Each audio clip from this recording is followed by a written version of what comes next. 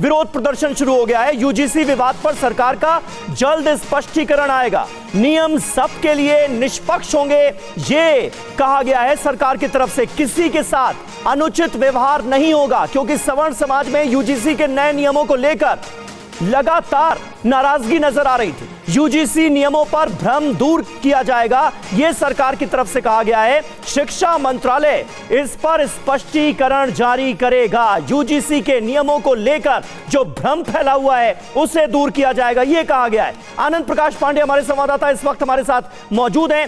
आनंद, इसको लेकर जगह जगह विरोध हो रहा था, बयानबाजी हो रही थी, अब सरकार की तरफ से स्पष्टीकरण दिया जा सकता है, कब, कैसे, कहां?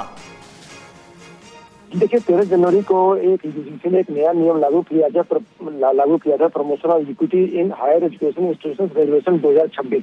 इसका मकसद ये था कि जो छात्रों के साथ हायर एजुकेशन इंस्टीट्यूट्स में जो भेदभाव होता है, खास करके जो SC ST के छात्र उनके साथ भेदभाव होता है, उसको रोकने के लिए इसका मकसद था, ताकि सबको समान लेवल से देखा जाए, सब में इक्वालिटी रहे। लेकिन जिस तरफ प्रधान ऐसे कुछ प्रावधानों को लेकर यूपी से लेकर कई अलग अलग राज्यों में इसका विरोध शुरू हो गया है, ये इसको सवर्णों के खिलाफ बताया जा रहा है। और एक खास बात यह कि जो इसमें कमेटी बनेगी जांच के लेकर, किसी की कोई शिकायत होती है तो उस कमेटी को लेकर भी ये कहा जा रहा है कि इस कमेटी का जो एक तो जो कंपोजिशन होगा वो सवर्णों के खिलाफ होगा, प्लस उसमें अपनी बेगुनाही साबित करने के लिए ज्यादा स्कोप नहीं रहेगा।